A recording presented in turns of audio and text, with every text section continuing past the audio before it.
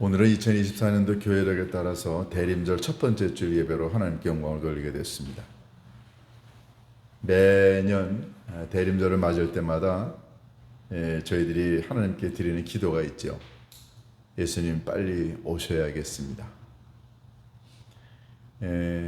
지구촌 사람들의 삶이 힘들고 어려울수록 예수님의 오심을 간절히 기다리게 되죠. 그래도 요즘에 좀 기쁜 소식 두 가지를 듣고 저나 여러분이나 그런 대로 한숨을 놓은 게 있죠. 그게 다름이 아니라 우크라이나와 러시아의 전쟁이 1000일을 넘어갔는데 며칠 전에 우크라이나의 대통령이 우크라이나가 나토에 가입하는 걸 전제로 그동안에 뺏겼던 영토를 다시 회복하지 않고 전쟁을 휴전하겠다, 이런 얘기를 며칠 전에 했습니다. 아마도 미국의 새 대통령의 개입과 또 여러 중재에 힘입어서 아마 우크라이나 러시아 전쟁이 곧 휴전에 들어가지 않을까 하는 그런 생각이 듭니다. 또한 일주일 전에는 이스라엘과 레바논 헤즈볼라 간에 휴전 협정이 돼서 지금 잠시 멈춰졌죠. 아마도 더 이상 전쟁이 이어지지는 않지 않느냐는 이런 희망을 갖게 됩니다. 사실 전 세계에 있는 기독교인들이 얼마나 많이 이 두 나라의 전쟁이 빨리 끝나기를 간절히 기도했나요? 저도 하루에도 몇 번씩 하나님께 간구했습니다. 저 개인의 기도가 얼마나 커다란 위력이 있을까 이런 생각을 하지만, 그러나 전 세계에 있는 기독교인들이 한마음 한뜻으로 기도하기 때문에 아버지 하나님이 들으시지 않을까 하는 그런 생각을 갖고 기도를 계속 해왔습니다. 하나님께서 응답하시지 않나 하는 생각이 듭니다. 더 기쁜 건 이 주님의 오심을 기다리는 이 계절에 이 지구촌에서 벌어지고 있는 이 커다란 전쟁이 멈춰진다고 한다면 얼마나 아름다운 일인가요? 예수님이 이 땅에 오시는 때에 예수님이 가지고 오시는 강력한 그 선물은 그건 바로 평화 아닌가요? 예수님 자신이 이 땅에 오실 때 하늘에는 평화, 하늘에는 영광, 땅에는 평화라고 하지 않았나요? 결국 평화가 없기 때문에 평화를 갈구하는 우리 모든 지구촌 사람들에게 주님이 좋은 평화를 주신다는 생각을 갖습니다. 그래서 이 대림절이 우리들에게 더 의미가 있지 않나요? 그런데 여러분, 이런 생각을 한번 해보시면 어떨까요? 우리가 예수님의 오심을 기다리려면 뭔가 좀 준비해야 되지 않나요? 마음의 준비나 영혼의 준비나 또 몸의 준비해야 되지 않나요?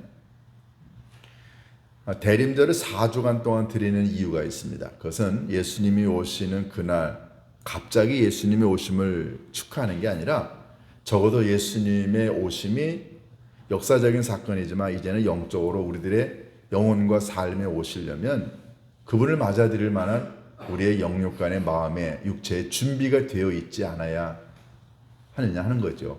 준비 기간이 대림절입니다.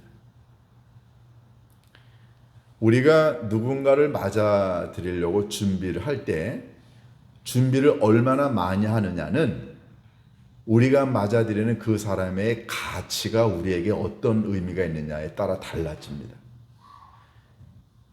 그런 사람들 괜찮아, 대충 해도 돼. 이런 손님이라면 여러분 대충 준비하실 거예요. 그런데 그분이 너무너무 소중하다, 귀한 분이다라고 여러분들이 그렇게 여기면 얼마나 많이 준비하나요? 지지난 주일에 우리 교회에서 우리 집에서 우리 시찰의 목사님들 모임이 있었습니다. 6분의 목사님 오셔가서 이런저런 회의도 하고 내년 일도 나누고 했는데, 제 아내에게 우리 목사님들이 오신다고 했더니 제 아내가 몇 시간 동안 집안 청소를 싹 해놓으셨어요. 물론 그분들이 집안에 들어가는 건 화장실만 들어가긴 하지만 그래도 목사님들이 오신다고 하니까는 집을 깨끗이 정리를 해놨어요. 화장실을 들락날락 거렸던 목사님들이 절 보고 목사님의 집은 매일 이렇게 깨끗해요? 그렇게 묻더라고요. 그래서 목사님들이 오시기 때문에 우리 아내가 아마 깨끗하게 해놓은 것 같아요. 그랬더니 너무너무 집이 정리 정돈이 잘 돼 있다고. 제가 고마웠어요. 그렇게 손님이 온다고 하니까 집을 깨끗이 정리해 놓는 건 그 목사님들을 소중하게 여긴 것 아닌가요? 만약에 예수님이 12월 25일 날 오시는데 우리의 마음속으로 들어가려고, 우리의 삶 속으로 예수님이 오시려고 했는데 이 안이 전쟁이고 분노가 차 있고 미움이 차 있고 게으르고 나태하고 더러우면 예수님 오시겠어요? 여러분이 누군가의 집을 방문했는데 그런 집이라면 여러분 다시 그 집에 가겠습니까? 안 갑니다. 저도 안 가요. 왜냐하면 그분의 준비는 그분이 저를 어떻게 여기고 있느냐에 대한 반증 아닌가요? 그럼 적어도 예수님이 오시는 이 기간 동안에 여러분과 제가 뭔가를 좀 준비해야 되지 않나요? 뭘 준비할 수 있을까요? 오늘 우리가 읽은 이 본문은 사도 바울이 가지고 있었던 개념 가운데 하나, 그리스도인은 예수 그리스도의 병사라. 이 개념을 사도 바울이 갖고 있는데 그걸 지금 풀어서 설명을 합니다. 그럼 왜 우리는 이 내용이 중요할까요? 여러분과 제가 예수 그리스도의 병사라고 하는 말을 하기 전에 사도 바울이 갖고 있는 굉장히 중요한 개념 가운데 하나는 여러분과 저의 삶은 영적 전쟁이라는 거예요. 지금 전 세계에서 전쟁이, 커다란 전쟁이 두 군데에서 벌어지고 있습니다. 여러분, 전쟁은 적들 간에 싸우는 거예요. 이해관계, 그 다음에 갈등, 그 다음에 권력, 자국 내의 여러 가지 문제, 경제적인 이득, 굉장히 많은 요인 때문에 나라 간의 갈등이 부딪히게 되면 그 전쟁이 일어나는 것 아닌가요? 서로 다르기 때문에 전쟁이 일어납니다. 그리고 서로 원하는 바가 있어요. 여러분과 제가 살아가는 이 인생, 그저 뭐 예수님을 만나지 않았다고 한다면 우리는 세상하고 전쟁할 일이 없어요. 그냥 세상하고 짝해가지고 세상 속에 들어가서 세상의 일원으로 그냥 살아갑니다. 그게 뭐 전쟁이 없어요. 그런데 적어도 여러분과 제가 하나님의 아들, 딸이고 예수 그리스도의 제자라고 한다면, 적어도 우리가 주님을 믿는 사람이라고 한다면 이 세상의 가치는 하나님의 나라의 백성인 우리의 가치하고는 상충이 됩니다. 이게 이해관계가 다른 거죠. 그러니까는 싸우게 되어 있습니다. 사도 바울은 여러 차례 이런 얘기를 했습니다. 내가 선을 행하고 싶은데 도대체가 선을 행해지지가 않는다.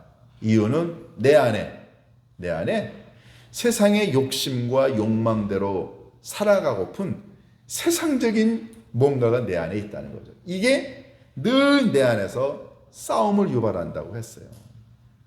그래서 사도 바울은 그리스도인이 이 땅에서 살아가는 것은 하나의 영적인 전쟁이라는 거예요. 내 안에 계신 예수 그리스도와 내 안에 계신 성령님의 바램과 또 내가 갖고 있는 이 육체가 원하는 바, 그 욕심이, 이 둘이 나라고 하는 이 내면의 세계에서 늘 부딪힌다는 거죠. 여러분, 남편과 아내로서의 삶을 살아가는데 어떤 경우 원수 보듯 할 수 있잖아요. 싸우지요. 왜요? 아내가 원하는 바, 남편이 원하는 바가 다르면 싸웁니다. 욕망이 있어요. 이게 원하는 바가 있는데 상대방이 들어주지 않아요. 그럼 사람들은 싸우게 되어 있습니다. 그러니까 부부간의 사랑이 아니라 부부 전쟁이 될 수도 있어요. 사람 모임은 항상 그래서 갈등이 있지 않나요? 그런데 하나님의 백성인 우리가 이 땅에서 추구하는 것과 세상에 있는 사람들이 추구하는 것 다르지 않습니까? 그러니까는 우리는 이 땅에서 영적 전쟁을 하게 됩니다. 그러면 한번 생각해 보세요. 여러분과 제가 하나님의 백성으로서 추구하는 게 뭔가요? 만약에 우리가 하나님의 백성이 아니라고 한다면 세상에 있는 사람들이 추구하는 것대로 살아가면 성공합니다. 그러면 세상 사람들의 기준대로 행복해질 수 있죠. 근데 우리가 갖고 있는 기준이, 가치가 다르지 않나요?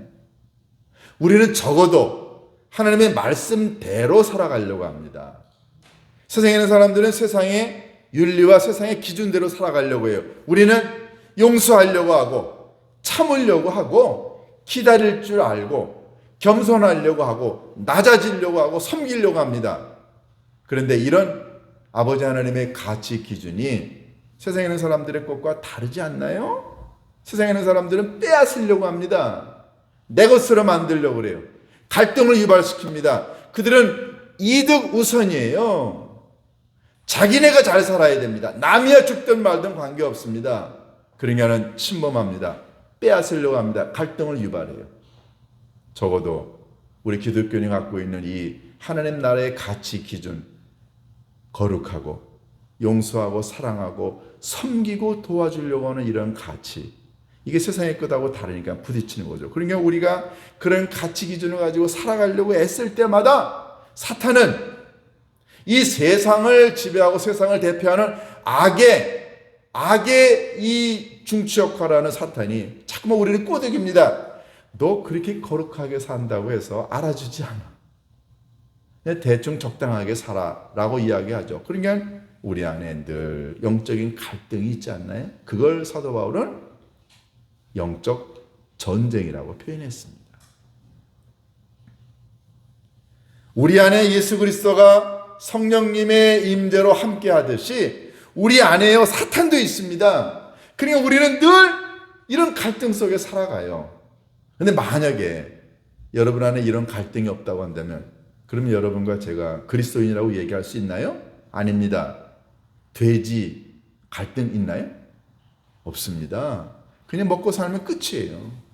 만약에 우리가 이 땅에 살아가는 동안에 내가 하나님의 아들, 딸인데 그래서 거룩하게, 성결하게, 사랑하고 용서하고 참고 인내하고 더 높은 하나님 나라의 가치 기준을 추구하면서 살아가려고 하는데 이것을 망가뜨리려고 하는 사탄의 세력이 분명히 우리를 찾아와 우리를 힘들게 하는데 만약에 이게 없다고 한다면 그러면 우리가 세상에 있는 사람들하고 뭐가 다르나요?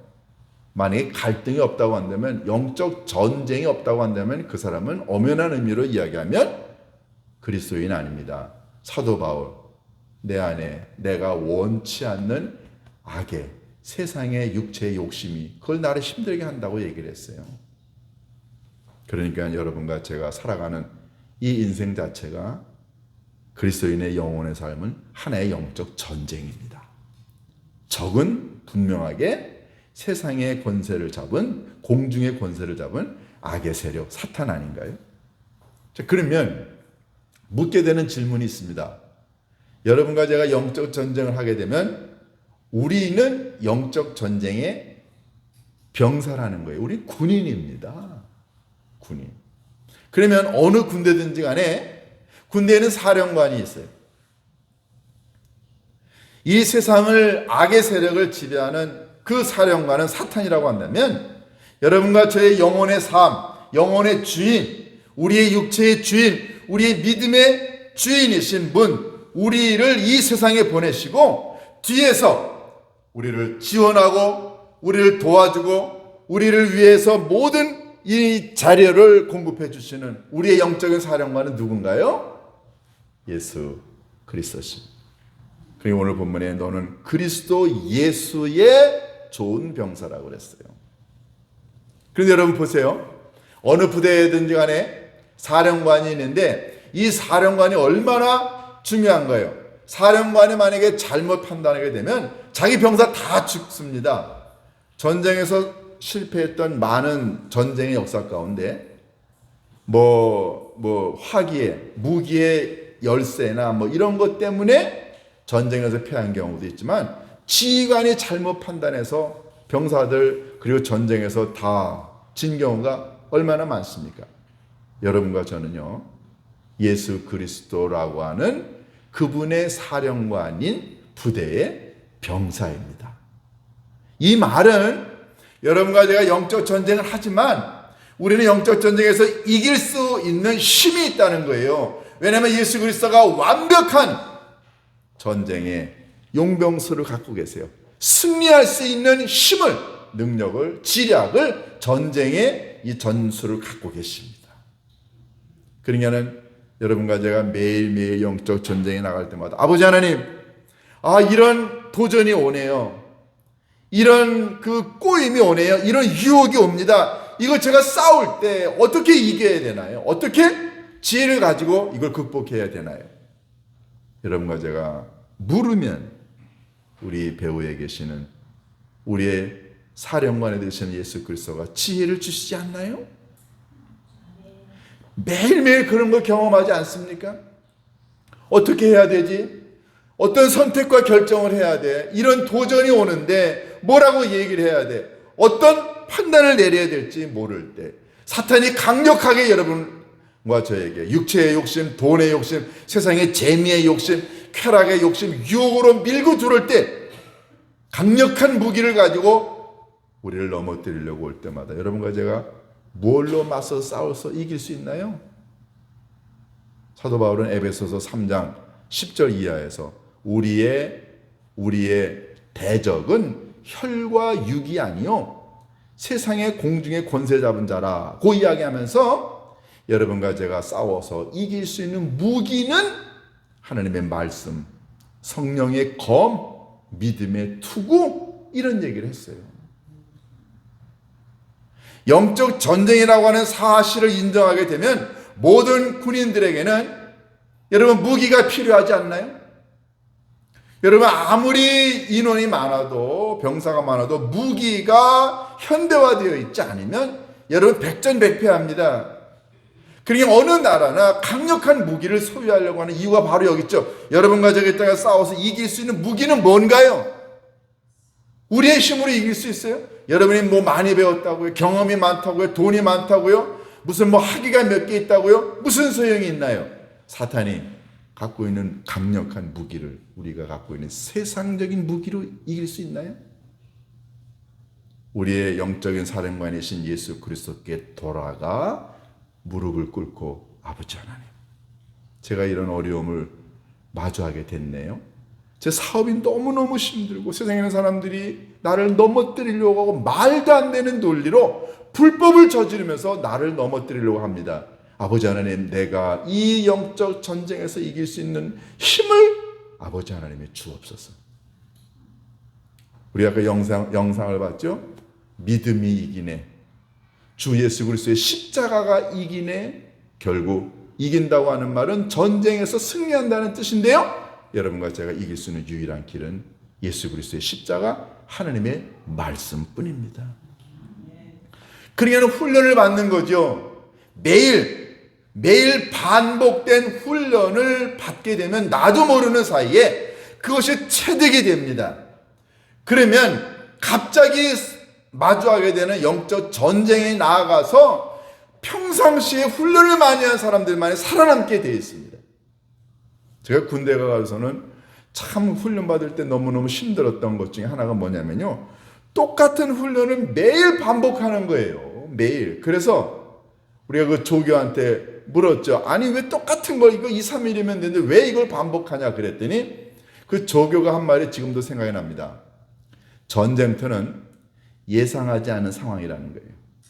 예상하지 않은 상황에 딱 맞닥뜨렸을 때 사람들은 불안해한다는 거죠. 두려워하고 도망가려고 하고. 그런데 평상시에 반복된 훈련을 많이 하면 할수록 전쟁에서 두려움이 사라진다는 거예요.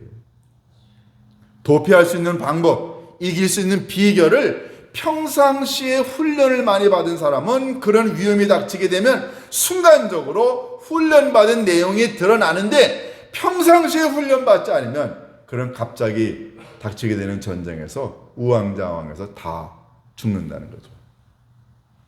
우리나라가 월남전에 많은 병사를 파병했습니다. 그게 다 돈 때문에 그랬죠. 왜냐하면 한 명의 병사를 파송하게 되면 미군이 그 한 명에 대한 돈을 줬어요. 그걸 우리나라 국방부에서 가져가서 우리나라 그때 얼마나 많은 커다란 건설에 유용하게 썼나요. 그런데 우리나라에서 군인을 보낼 때 베트남의 전쟁터의 지형과 거기에 전장터의 상황에 대한 고려를 했습니다.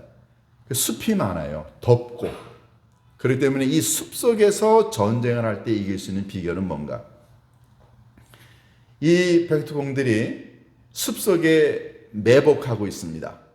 그런데 만약에 병사들이 뻣뻣하게 서가지고서 이렇게 총을 들고 가다가 보면은 그 매복해 있는 빼트공의 표적에 대해서 다 죽는다는 거예요. 그래서 우리나라에서 보낼 때 매복 훈련을 시켰다고 합니다. 땅 밑으로 기어가는 거 있죠. 이런 훈련을 시켰어요. 그러니까는 매복해 있는 빼트공으로부터 이 자기 자신의 생명을 보호하기 위해서, 죽지 않기 위해서 낮은 자세로 포복하는 훈련을 시켜서 보냈어요. 그런데 이 갔다 온 우리 한국 군인들의 얘기에 의하면 미군들은 뻣뻣하게 서가지고선 간답니다. 그게 표적이 되는 거예요. 수도 없이 많은 미군들이 죽은 이유가 그거예요. 결국은 미군이 이 전쟁 안 나갔다고 그래가지고 전쟁 포기하고 돌아가지 않았나요? 그때 우리 한국군들 어마어마한 전술 승리를 했죠. 그 이유가 평상시에 포복훈련, 낮은 자세로 훈련을 받았기 때문이었다는 얘기를 많이 했습니다. 군대에서도 제가 그런 얘기를 들었죠. 평상시에 훈련이 중요해요. 여러분, 언제 마귀가 여러분의 영육간의 삶에 와서 여러분을 넘어뜨리려고 하는지 모릅니다.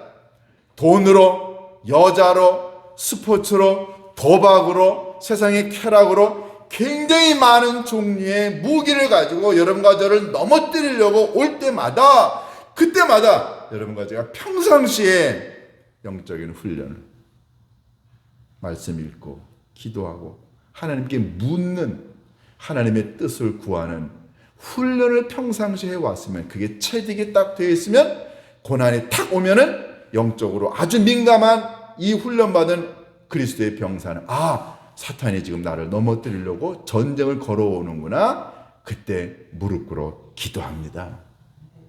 그런 사람 승리하게 되어 있습니다.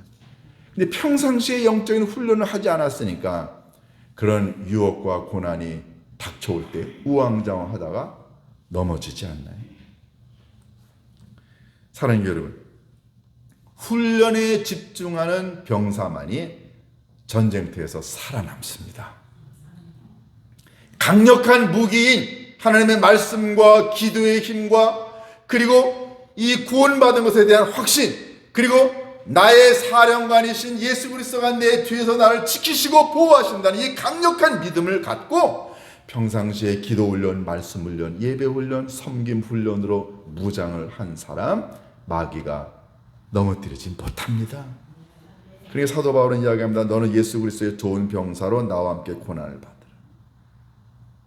그런데 여러분, 이 군인이 만약에 이 훈련에 전념하지 않고 바깥에 있는 세상 일에 관심을 갖는다고 한번 쳐보세요. 4절에 사도 바울이 이런 얘기를 합니다. 병사로 복무하는 자가 자기 생활에 얽매이는 자가 하나도 없나니 그랬어요. 부름을 받았는데, 병사로 군인으로 부름을 받았는데 자기 일이라는 건 뭡니까? 군대의 일에 관심 갖지 않고 군대에 오기 전에 있었던 세상 일에 관심을 갖는다고 한다면 안 된다는 거죠. 제가 군대에 있을 때 이런 일이 있었습니다. 논산훈련소에서 4주간 훈련을 받고 우리 부대로 이제 자대로 배치를 받아왔는데요. 2달 근무하고 난 다음에 1박 2일 휴가를 줬어요. 근데 이 친구가 서울에서 대학교 3학년까지 다니다가 온 친구인데, 군대 오기 전에 그 사귀던 여자친구가 있었습니다. 근데 이 평상시에 이 여자친구가 너무너무 보고 싶은 거예요. 그리고 군대 생활이 너무너무 힘들어. 근데 여자친구는 보고 싶고 군대 생활은 너무너무 힘드니까, 그러니까 이 친구가 자대 배치 받아가서는 2달 만이니까 훈련소까지 치면 한 3개월이나 4개월 정도 지나고 난 다음에 첫 번째 1박 2일로 외출을 갔어요. 집이 대구였는데 토요일 날 낮 12시에 점심 먹고 이제 외박 신고를 하고 나갔는데, 그러면 그 다음날 일요일 날 6시까지 부대에 들어와야 됩니다. 5시 50분쯤에 우리가 다 모여요. 근데 6시가 됐는데 이 친구가 안 보이는 거예요.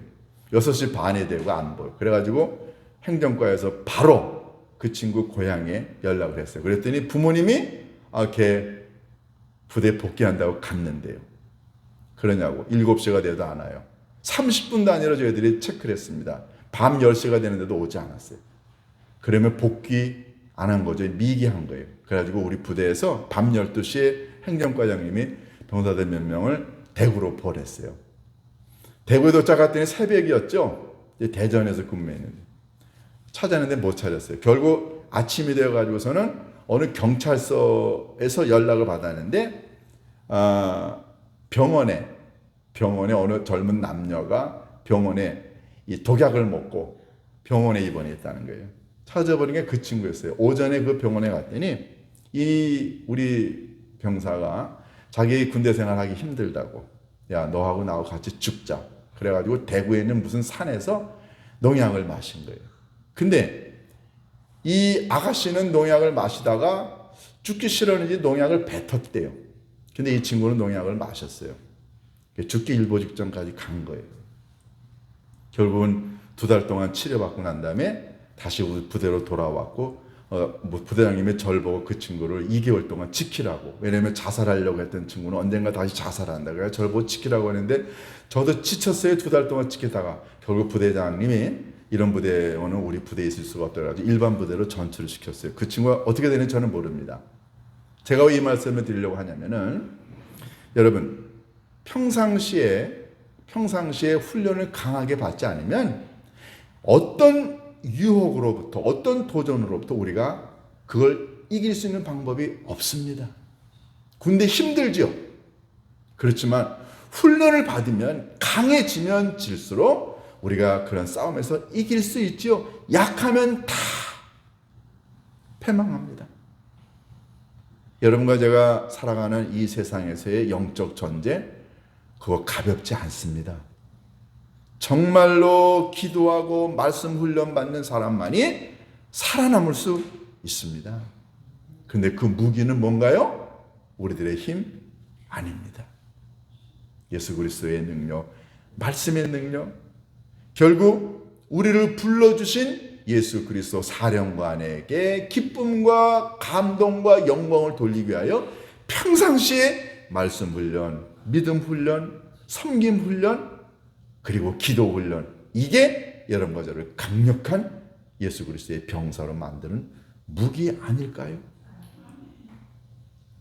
이런 평상시에 영적인 훈련을 하고 있는 사람, 예수님이 언제 오셔도 주님 오십시오.